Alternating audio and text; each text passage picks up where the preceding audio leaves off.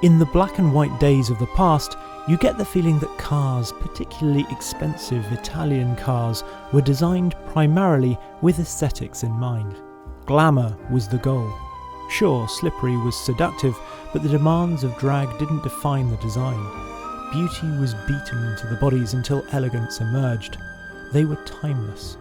Nowadays, numbers seem to be necessary. Aesthetics must defer to the detailed demands of aerodynamics, and cars can look overly complicated and fussy as a result. This, however, seems to buck that trend. This is the rather beautiful Ferrari Roma.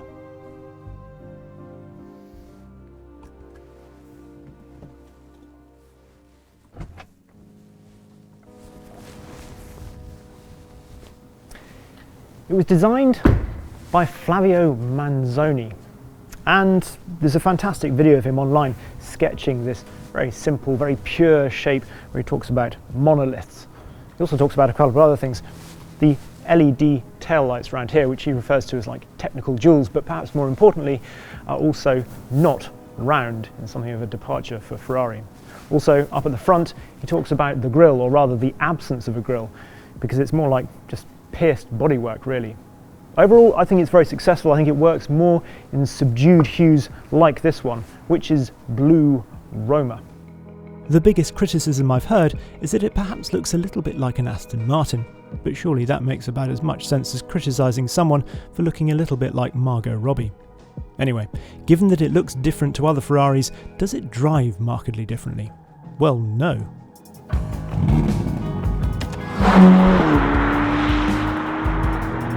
It's intrinsically Ferrari. It can't get away from that. Just because this might be a slightly different looking Ferrari, a more refined GT, sort of quieter Ferrari perhaps, not as shouty, not as sporty looking, not as festooned with aerodynamic aids over the top as other Ferraris. But as soon as you feel that quick steering and that slightly firm secondary ride, the sharp responses, you couldn't be in anything else. Anyone expecting a more muted Ferrari experience? Not at all. The Roma is still very definitely sporting. How sporting? Well, despite being a junior Ferrari, although there's nothing junior about £170,000, so perhaps we'll say a more everyday Ferrari, it has still got 611 brake horsepower and 561 pounds-foot of torque.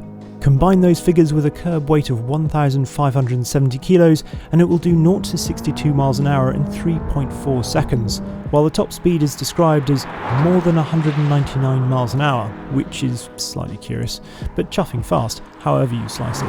We'll come back to the performance side of it in a minute, but every day, this car, it feels very nice. It feels very small, which is nice. It's actually somewhere between an Aston Martin Vantage and an Aston Martin DB11 in terms of size, so it's just over 4.6 metres in length and just under 2 metres in width, but it does feel nicely compact, and I think looks it too. The ride is pretty good actually. The primary ride's really good. The secondary ride, perhaps just a little bit firm. It's only that's where you get the initial impressions, along with the quick steering, that this isn't just a GT car. It has sporting pretensions as well. So this is on Michelin Pilot Sport 4S tyres, and I have heard that actually on the Pirelli option the ride is actually slightly better, so it'd be interesting to try it on that. Certainly there are times when the bumpy road button really does come into its own. Strangely, the Magna Ride dual mode dampers are actually an option on the Roma, but I'd suggest it's £3,000 well spent. The interior of the Roma continues the direction debuted in the SF90, albeit with a more balanced, less driver-focused feel. There are 2 screens as standard, or 3 if you spec the passenger display, and you can configure the main curved 16-inch high-def dash in several different and rather appealing ways. In daily use, I think this all actually works pretty well. I've got fairly used to it after living with it for a couple of days, and I think as an owner you really would just seamlessly sort of acclimatise with all the different buttons and what they do, and where you're meant to flap and where you're meant to push and press and all that. The haptic buttons I don't mind either. They remind me of the little track pads that you get in a Mercedes E-Class. The only thing is that you can just occasionally they're so sensitive, you can end up pushing them slightly by accident, which that bit I don't like. Other practical details, well, there are a pair of rear seats back there, However, it's a good job they got ISOFIX, because I really don't think you'd want to put any adults in them. I really like the big dash in here. I think just its standard setup with the familiar big rev counter and speedo in the middle is the best layout, but it's quite nice with a big map. When it doesn't think it's in Italy, this car has thought it's in Italy every time I've started it up again, which is, you know, sometimes we all wish we were in Italy, don't we? I found the central screen that primarily deals with the HVAC and infotainment less appealing, as I felt it looked a little perched and distracted from what is otherwise a very sleek interior. The steering wheel in this, though, I love. Now you might be wondering how the Roma compares to the on paper rather similar Ferrari Portofino. Is this just a Cayman to that car's Boxster? Well, according to Ferrari, no. For a start, this weighs about 70 to 80 kilos less than the Portofino M, and that weight distribution is closer to 50-50 because of that car's folding hardtop, and it's also slightly lower to the ground. The tracks are also wider, and despite aerodynamics not dominating the design, the Roma generates 95 kilos more downforce at 155 miles an hour. So what does that all add up to? Well, to find out, you need to turn the Manantino at least up to sport, possibly up to race, and pop it into manual.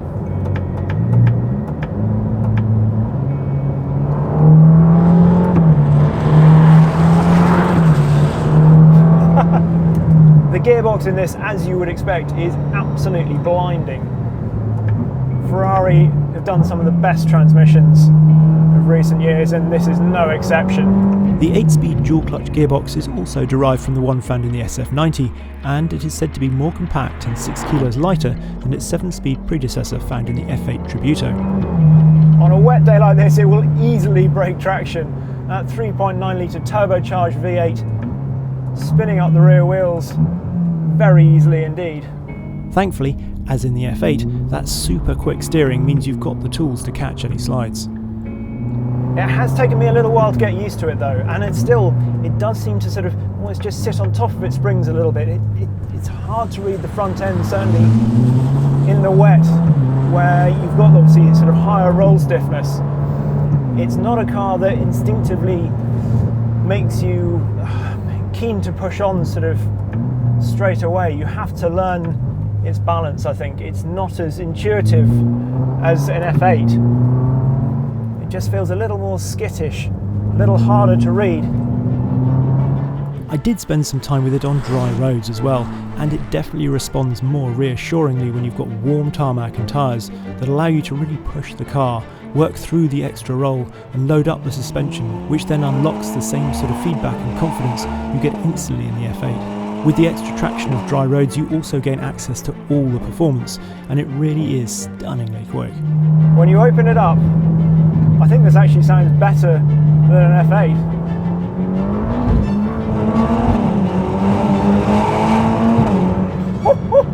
That is a properly angry engine. I really like the idea of the Roma. A smaller front-engined rear-drive Ferrari just appeals to me. I love its bigger brother, the 812 Superfast. I do wonder if this needs to go more one way or the other. Perhaps a handling pack would just bring it all together, perhaps drop the ride height a little further, or go the other way and become a true GT. Just calm it all down a little bit, calm that sharp steering, take some of the intrinsic Ferrari nature out of it, but actually make it a more rounded car, sort of a more of a challenger to a DB11 perhaps. What I certainly hope they don't change is the way it looks, because whether slinking through a city or spearing through the sunlight in the countryside, I think the Roma is stunning.